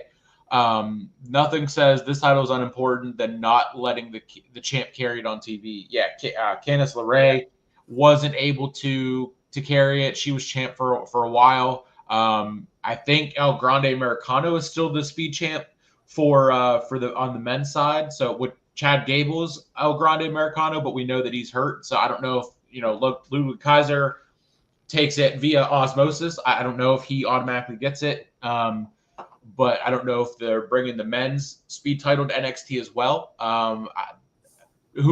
They probably don't even know as well. Hold that thought. What do you mean, Chad Gable and Ludwig Kaiser's El Grande Americano? They are clearly not El Grande Americano. We have seen Chad Gable and El Grande Americano in the same room. I mean, El Grande Americano is clearly the greatest luchador there is, as he's proven time and time again. And he's my pick to win the Cruiserweight division. Whenever they bring that officially into WWE, El Grande Americano, Dom says he's the king of luchadors. Let's be honest. The history shows El Grande Americano is the king of luchadors. I too was on that train of thought, and I believed it. But after seeing Michael Cole do the type of journalism that he does and point out all the evidence and the facts, and the fact of the matter is that if El Grande Americano grew 2 feet and shrunk down in the span of post WrestleMania to right now, and got his tattoo that was on his back removed. Believe Michael Cole also mentioned something about the nipple size from before and now, and also just playing out that Chad Gable was at a Minnesota Twins game and was in a sling and mentioned that he had his first singles match on WrestleMania, basically confirming that he is or was El Grande Americano. And now, we haven't seen Ludwig Kaiser in a while, but this El Grande Americano sure does walk like Ludwig Kaiser. So a little bit of journalism done on Michael Cole's part kind of made me see the light. And no, Dom Mysterio is the best Mysterio of all time, the greatest Mysterio of all time, the greatest Intercontinental Champion of all time, and the greatest luchador of all time. Well, we'll see what El Grande Americano has to say about that if they bring the Cruiserweight division in. So I hope they do. I'm excited for it. Like I said, they've got plenty of talent for it, and let's hope they do this the right way. Yeah. I'm excited if they do go down that road, just like I am very excited that Seth Rollins will be a guest host on Good Morning Football this year. He's been on and off of the Rich Eisen show, and now with this ESPN partnership coming up, he will be on Good Morning Football. So that'll be really cool to see WWE kind of step into the spotlight of not only their programming just being on ESPN, being on SportsCenter, but now mixing in the talent on the other shows that we know and love for ESPN there. Another, NFL crossover for the WWE, ESPN. I think that's going to be fantastic. And just like kicking off in about 20 minutes, number 1 versus number 3, Texas versus Ohio State in Columbus. And Dave Portnoy was seemingly banned from Columbus and from the shoe, but I don't know if that's just for the Michigan-Ohio State game. Because I saw clips of him coming out on Big Noon Kickoff to the Michigan fight song, and he's there in Columbus. I don't know if that was a work. But Fox and Big Noon Kickoff bring in Dave Portnoy with the partnership with Barstool. They're also doing a Good Morning Barstool show starting, I think it said Monday or Wednesday. I think it was Wednesday. So it's pretty cool to see. We saw Pat McAfee and the Pat McAfee show come to ESPN, and now we're seeing the same thing with Barstool and Big Noon Kickoff and Fox and everything. And the Fox One app is set for some heavy favoritism to college football. That will be a bundle option with ESPN later this year in October. But your thoughts on Texas versus Ohio State, and then we can get into the meat and potatoes of this show this week, since we are celebrating, of course, the holiday of college football kickoff. All right. So first of all, happy college football kickoff day for all of you college football fans out there. Obviously, I felt the need to dress appropriately for what should be a national holiday, and it's the start of one of the greatest football schedules and seasons to ever be, right? And they are kicking it off extremely big. We've got Texas going to the shoe to Ohio State in a rematch of last year's semifinals before national title game. Texas was in that game all the way to the end. Couple of mistakes. Ohio State took over or took advantage of those, and they won the game. They went and they won a national title. Texas on the road is better on the road than 99% of college football teams out there. They went to the year before, 2 years ago, they went to Bama. They beat Nick Saban's Alabama, not Kalen DeBoer's, Nick Saban's Alabama in Tuscaloosa, pushed them around, bullied them around, right? Where's Bronson Reed? We need the tribal thief, the bully taking the shoes. Bullied Alabama in Tuscaloosa, won by 10, I believe 34-24. Last year they went into Michigan, defending national champions, bullied them, won in Michigan. I like Texas. Texas has arguably the best defense in college football today. They've got a redshirt freshman, Julian Sayin, starting for Ohio State. Hasn't played a single game. This is his first official start versus that Texas defense that has a bunch of returning starters. Michael Taft in the secondary, a senior that returned to make one more run with Texas. And then, of course, you've got Arch, who has experience, not just in the regular season, but also in the college football playoffs. He's seen action. He's played in the big games, and he's done well. He came in for Quinn Ewers last year when he was hurt, won some games, threw some major touchdowns, showed off his speed. I think it's going to be a great game. Welcome to college football. We are back, baby. Best season of the year. Best time of the year for sure. Yes, I mean, it seems like it's going to come down to two teams that are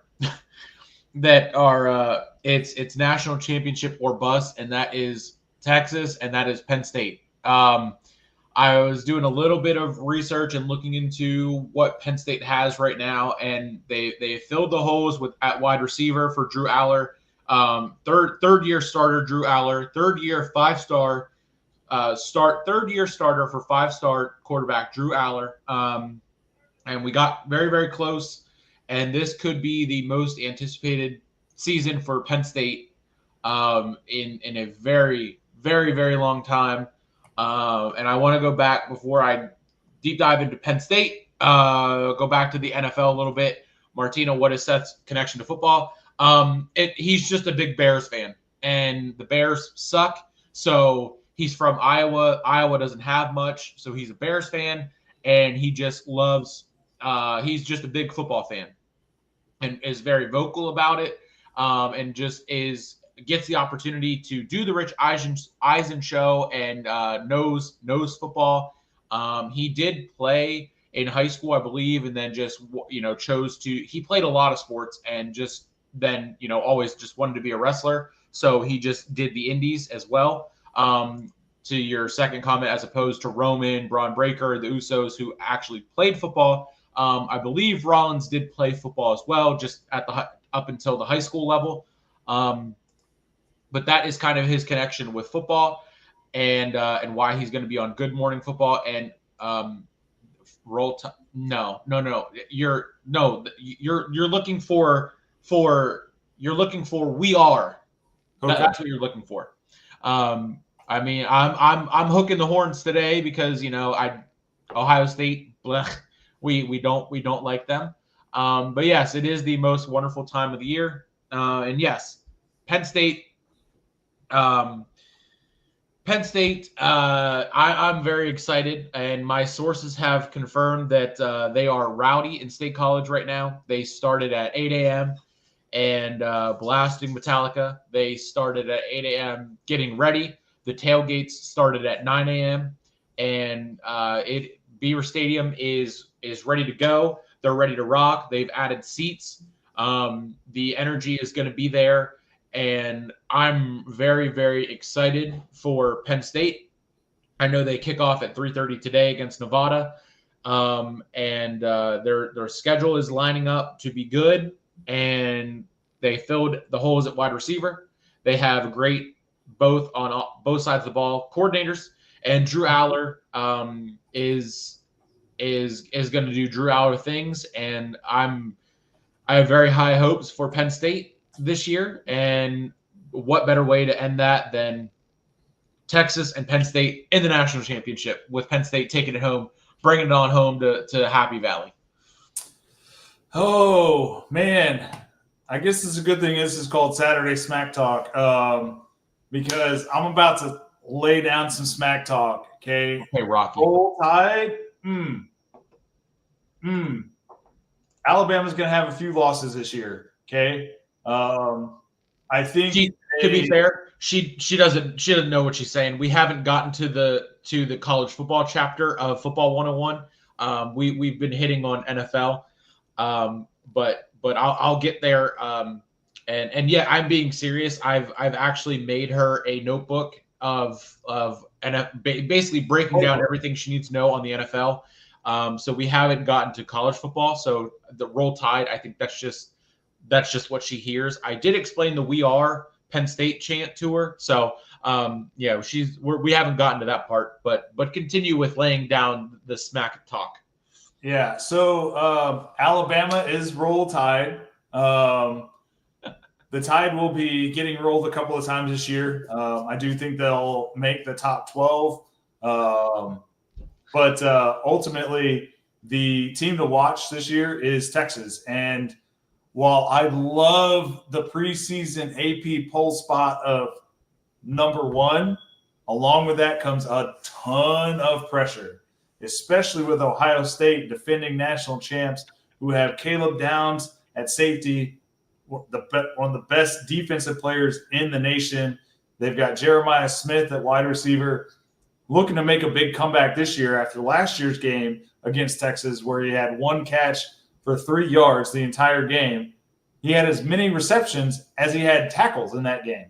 So Jeremiah Smith looking for revenge. They have a new quarterback. Caleb Downs, arguably the best defensive player in the nation. This is going to be I would love to say Texas by 14. That has been my hot take that I've given people, friends and family and other, sports people that I've talked to. Texas by 14, but I wouldn't be surprised if it's a slugfest, if it's closer, if it's a 3-point game or a 1-touchdown game. 2 great offenses, 2 great defenses. I think Texas has the advantage. And the defensive side of the ball being their overall ability to stop teams. Really, I just feel like they've reloaded. We got Ryan Wingo out at receiver, who's an absolute monster. And then, of course, you've got in the backfield, you've got CJ Baxter, right? And then you've got Wisner as well. 2 running backs can hit home runs at any point in time from anywhere on the field, any given hole. Absolute studs at running back, studs at receiver. It just seems like Sark just keeps reloading. He doesn't rebuild, he reloads. And I think it's going to be a great game. I think Texas overall wins. I think Lee Corso also picked Texas to win today for his last pick. Vegas does have Texas as the underdogs. Not by much, but I think 1.5. But to me, that's essentially home field advantage. is what they're betting on. At that point, it's essentially saying that they're even teams, and they're giving the pick to whoever has home field advantage, because Ohio State is a rough place to play, but we know Sark is good on the road when and that's with Quinn Ewers, and Arch Manning, I believe, is a better quarterback. So I give Texas the nod in this one. And even if they lose, the good part about playing them in week 1 is there's plenty of time to recover from a week 1 loss against a good Ohio State team, the defending national champions from last year. You have time to recover. You come back, you beat Georgia, you win the SEC championship, you're automatically in. Of course, they're doing the reseeding, I believe, either this year or next year. So if you're going to lose, it's better to lose in week 1 or week 2 versus at the end of the season when they're trying to make their picks for the top 12 teams to go into the playoffs. So great slate of games. Let's be honest here. Texas, Ohio State, Alabama, FSU, Tennessee versus Syracuse. We'll see what Tennessee has. Rebuilding. They lost Nico. I don't even know who their quarterback is now. So, and just bad timing on losing Nico as well. So we'll see what happens with that. I think they're going to have a losing season. Sorry to all my Tennessee friends out there watching. I know you guys, it's a hell of a fan base, and you guys love your Vols, but I'm not loving them to have a winning season this year. So, Penn State, I think they make the top 12. I do think they drop from number 2. I do think they're going to have a couple of losses. I don't see the magic in Penn State to win a national title. I do see Texas in the national title run. They have everything they need to get there, and they're the only team that made the college football playoffs the last 2 years consecutively and made it to the semifinals both years. So proven track record with Sark in Texas going into the playoffs and making it far. Penn State, I think, will make it into the playoffs. I don't know if I see them in the national title, especially if they have to play Georgia again with a quarterback that has been there for a full season and is the known starter. You guys got Georgia after Texas had knocked out Carson Beck and Gunnar Stockton. That was, I believe, his first official start. So he's the starting quarterback this year. We'll see. It'll be interesting. Oh, no, I'm sorry. That was Notre Dame that played Georgia. Yeah. But, yeah, we'll see. I do see you guys getting in the top 12. I don't know if I see you guys getting to the national title game. Just there's too many stacked teams this year, but you never know. Any given Saturday, right? Acting like Penn State doesn't have the same exact things that you listed for Texas. I mean, filled the holes at wide receiver, quarterback, 2 All-American running backs, best running back duo out there, and Drew Aller with, again, 3 years starting, 5-star quarterback, and 2 big time games last year in the playoffs, beat Boise State 31-14, and then lost a very close one to Notre Dame in the Orange Bowl, and that was more on James Franklin, as it comes down to. If James Franklin cannot do James Franklin things and Drew Aller can do Drew Aller things, no one's stopping Penn State. I mean, we have 3 easy games to start. Well, I shouldn't say. I mean, 3 games that should be easy to start, as we always do. And I hate that they do that. I hate that they don't go right into it. But then we have, Nevada, FIU, Villanova, and then Oregon at home, UCLA on the road, Northwestern at home, at Iowa, and then start off November to unleash hell in November at Ohio State, at home against Indiana, at Michigan State, at home against Nebraska, and then finish it off against Rutgers on the road.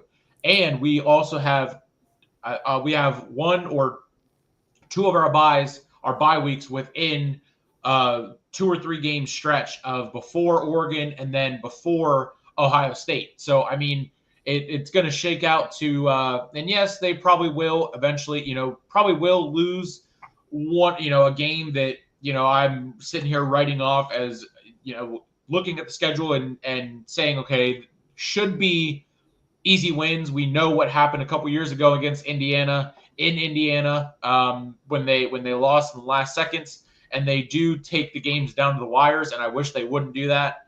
But I mean, Penn State, it's going to be up to Drew Aller, and it's going to be up to James Franklin to not choke away wins like he has in the past. And yes, I'm proud you at least know of Alabama Roll Tide, showcasing that I have taught you about football. But yes, we have not gotten to college football 101. We've merely just begun NFL 101. But I will put that in the notebook and in your playbook. Just trying to help. Yeah, yes. We are very aware. But yeah, I mean, Penn State is the only one's going to really stop Penn State is Penn State. That starts with James Franklin, because he angers me. He angers me so much. He angers me so. Fair enough. I think the thing that's gonna kill you guys is you've got Oregon, who, I mean, Oregon's good, and we know Ohio State is good. Like I said, they've got they got Caleb Downs, they got Jeremiah Smith, and they're defending national champs, and they played good teams to get there. They had to get through Texas on their last game before the national title. And then they dominated Tennessee when they had Nico, right? And they dominated the national title game, So I think, to stay in the top 3 spots, really, you got to go undefeated. And I think those are your toughest games. I do see Ohio State beating Penn State, especially when they play you guys. You're at the shoe. I think Ohio State feels absolutely disrespected by being number 3 after just winning the national title.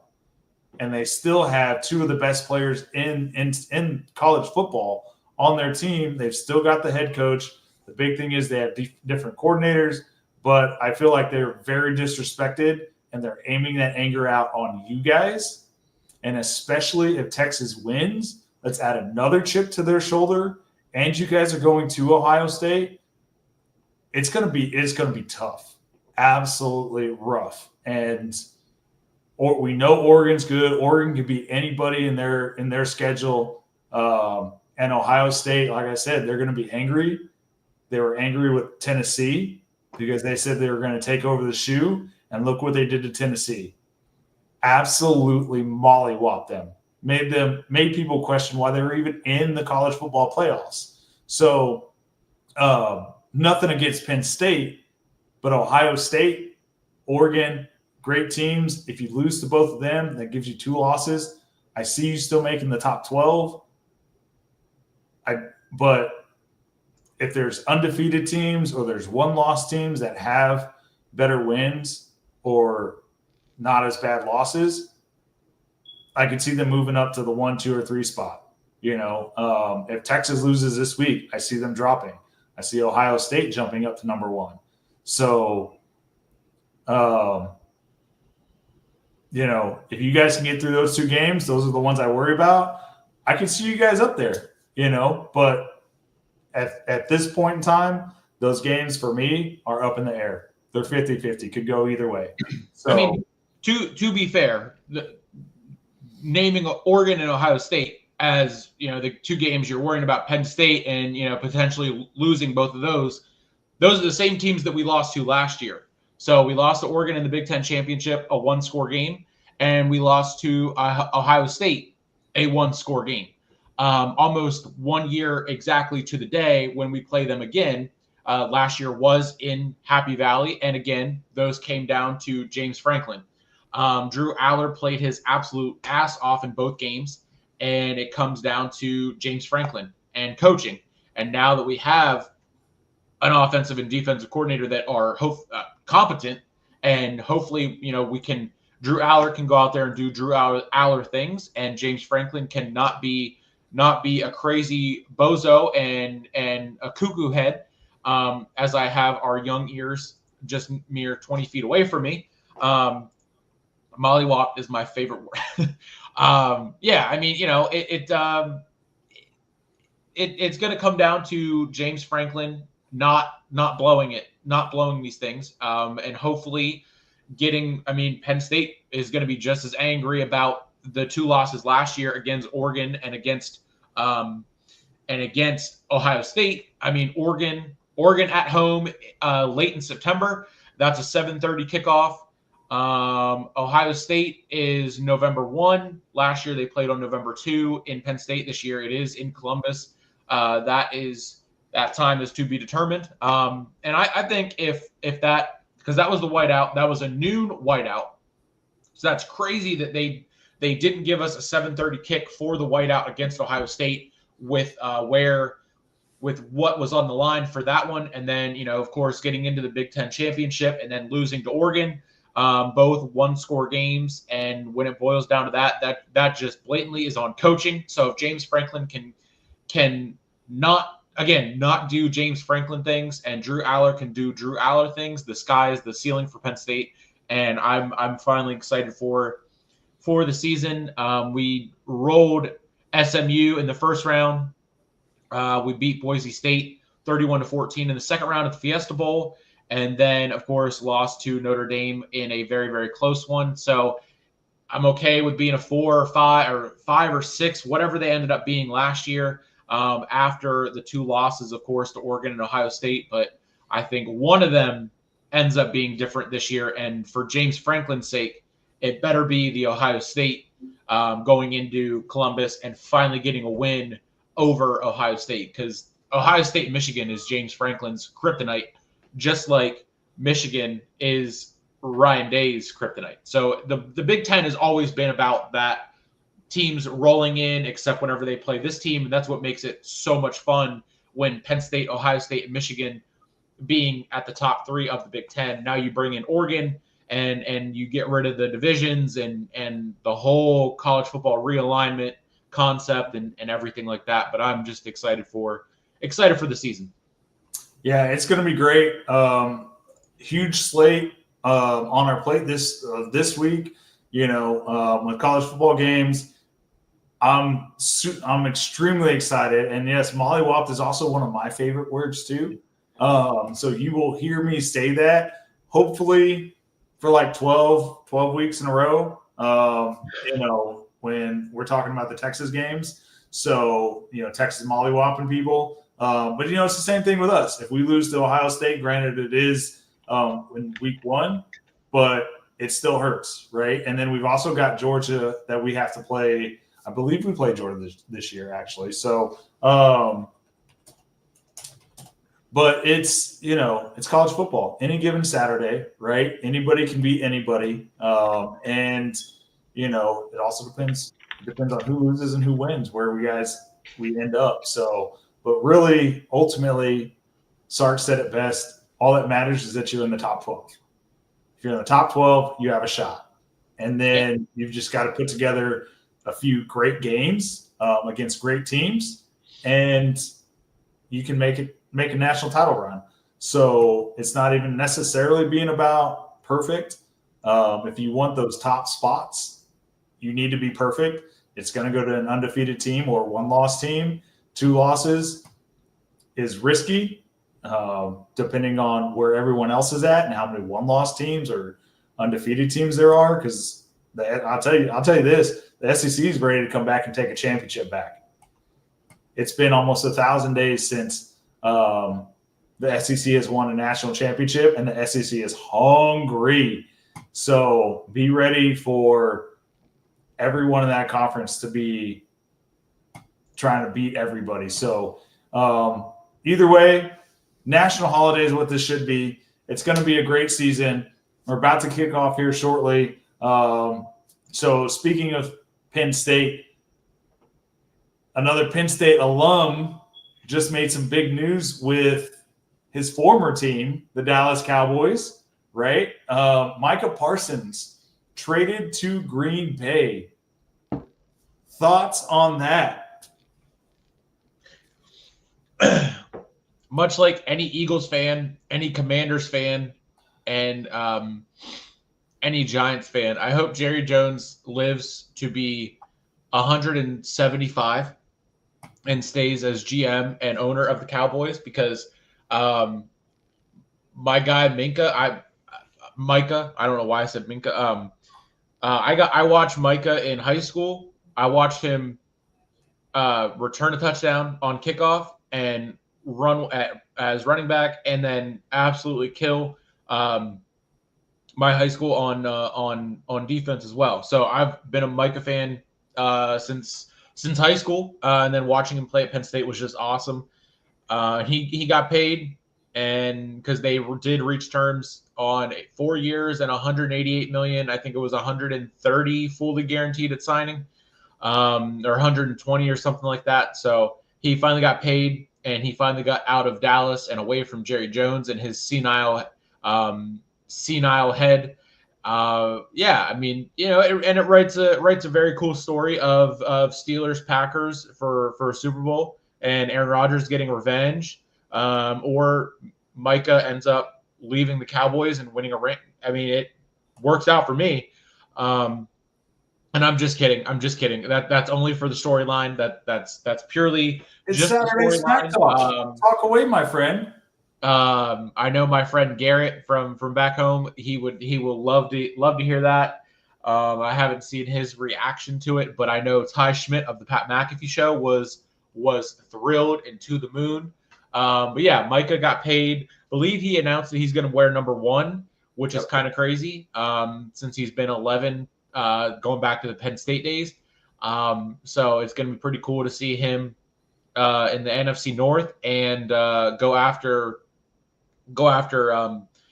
all the quarterbacks in the NFC North, the Vikings and the Bears and the Lions. It's going to be great to see him playing those kind of games, and I'm excited for him.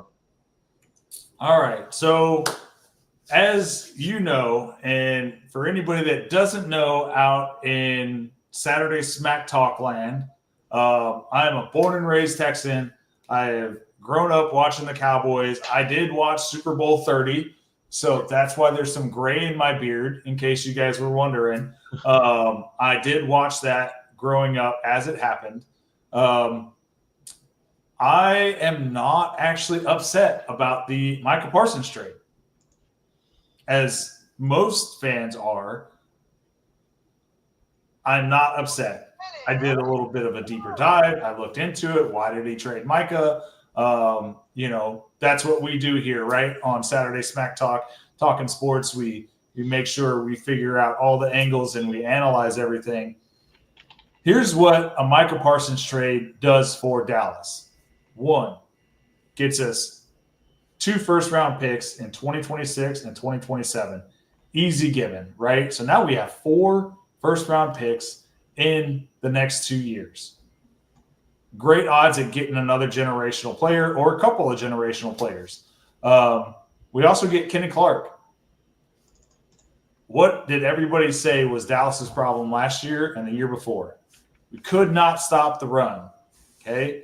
Micah Parsons is great rushing the quarterback from the edge as a defensive end, but we've got plenty of defensive ends that can rush the quarterback and have, if you look at their numbers, had great numbers last year, right? So we've paid Dak, we've paid CD, okay? We've got George Pickens. He's going to be a key factor here in just a second, right? And now you've got Micah Parsons, who's great at rushing the passer, who wants to get paid a ton of money. Has he earned it? Absolutely. The guy can change a game in 1 or 2 plays in the regular season. In 2 playoff games, in at least the last 2 playoff games, he had 1 tackle, 0 sacks, 0 forced fumbles, nothing. No show. No show in the playoffs. Putting up Myles Garrett numbers. Putting up Myles Garrett numbers, right? No show in the playoffs. Great in the regular season when he's not hurt, right? He's gotten hurt the last 2 to 3 seasons for some short period of time throughout the regular season. When he's healthy, he's absolutely great. Doesn't show up in the playoffs. And he wanted $40 million a year from Dallas, right? He wanted to be the highest paid, but you don't show up in the playoffs. You're hurt for part of the season, the regular season. So we don't even have you for a full 16 games a year. And you want $40 million. Or we could get 2 more first-round picks, a proven defensive tackle in Kenny Clark to stop the run, okay? So that hopefully helps stop the run when we're playing teams that like to run up the middle. It saves us cap money. Dallas now has the second most cap space available in the entire NFL at $42 million in cap space, right? Let's say they don't spend it. That rolls into next year's cap space. So now you've got 2 first-round draft picks. You've got arguably the most cap space available in the NFL next year. You've got Kenny Clark, who's still solid to help stop the run. And guess who's a free agent next year? GP, George Pickens is a free agent next year. Let's say they have a great season with CeeDee Lamb and George Pickens, right? Because who do you double cover? That's a tough tandem to cover. Now, if you want to sign George Pickens, you have the money to sign George Pickens, right? Also, you have draft picks. If you want to get a backup for Dak Prescott for when his contract ends, 2027. Look at that. Arch Manning will probably be coming out of college football. So now you have the equity to move up for Arch and have a replacement for Dak Prescott when his contract ends, right? You've got cap space. You can sign George Pickens. You've got 2 draft picks that you can use to either pick up another defensive tackle to improve your team, or you can draft some young guys to improve your defense. So all in all, I think it works out. Micah gets paid. Dallas wanted him to play on the 5th-year option. He would have been getting $20 million. Micah's happy. Jerry Jones and the Cowboys, they get more options to improve their team. More cap space, more draft picks, more capital, because let's be honest, we don't need another pass rusher. We need to stop the run. So I think it works out for both. Would I love to see Micah as a lifetime Cowboy? Absolutely. But at this juncture, I think it makes sense for both the team and for Micah to get traded. I don't hate the trade. I think if it's done right, they can use it to improve the team, both offensively and defensively. And they've also got some other big names that'll be coming up for re-signings next year as well, outside of just George Pickens. So I think it works out for both teams. Funny point is, with state income tax, Micah's only going to be taking home $25 million a year. I just want to throw that out. Only $5 million more than he would have been taking home had he played his 5th year this year in Dallas at $20 million, because there's no state income tax.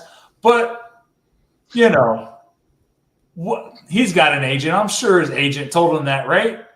Anyways, I like the trade. I think it helps Micah. I think it helps Dallas. Dallas has many more options, and they have a ton of cap space that they're going to have now and next year if they roll it into next year's cap space. Yeah, I mean, whenever you break it down like that, it does make a lot of sense. It does work out for both sides. And then, like you said, with the income thing, I mean, hey, that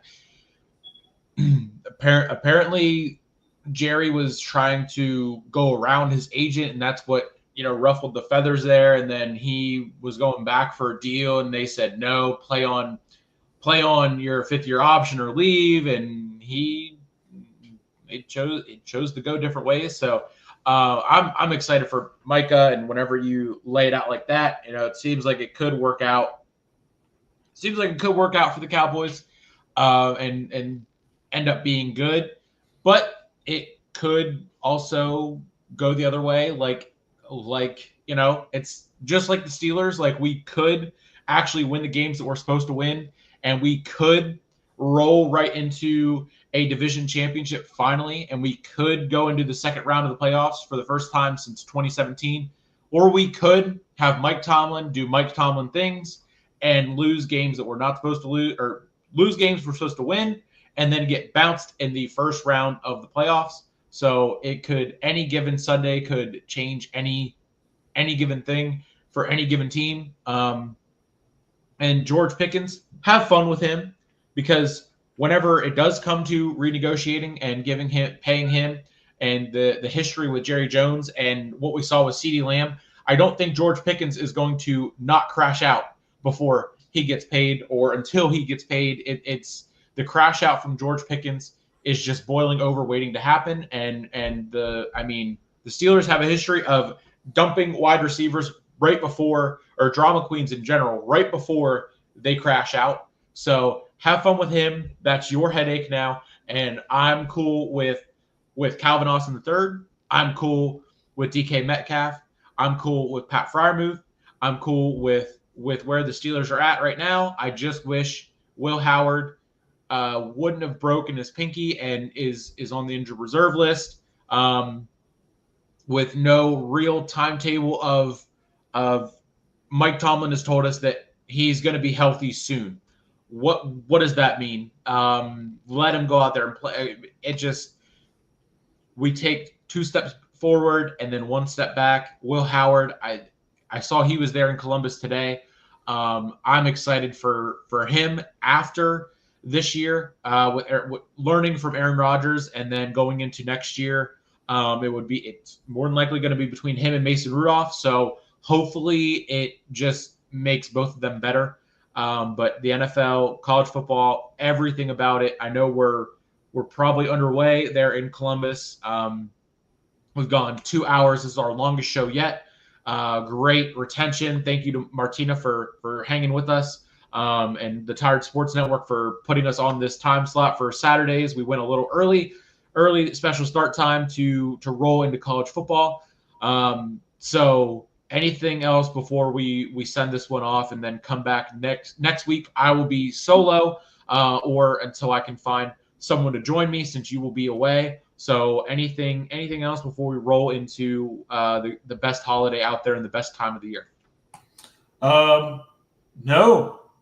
Everybody enjoy your college football Saturday, your unofficial national holiday of college football Saturday, and go Horns. You can find me, LaceEmUp Sports Media, on YouTube, on Facebook, on TikTok, on Instagram. Go find me there. And of course, this is our show for Saturday SmackTalk. It was a great show. Loved it. And I'm super excited for the rest of the year. Yeah. Tired Sports Network, Sleeper Sports Media, LaceEmUp Sports Media, everything. You know where to go. The links down below, the links on the beacons, everything. You know where to go at this point. From Tired Sports Network, from Sleeper Sports Media, from LaceEmUp Sports Media, Nick and Josh, Saturday SmackTalk. We will see you soon. I will see you next week. Josh will be back the following week, and just go enjoy college football. I still have some time before Penn State, but I know you're going to go right to the TV. Absolutely. And dive on in. Bevo is in his spot on my recliner. Hook 'em. Anyone that beats Ohio State, I'm for. And I'm gonna rewatch college game day and Big Noon Kickoff and see Dave Portnoy raise hell in Columbus as he does. And we will see you very, very soon. Thanks for tuning in across Twitch, across Facebook, across TikTok, and everything else on the network's page, our pages. Thank you for tuning in, and we will see you very soon. We are out.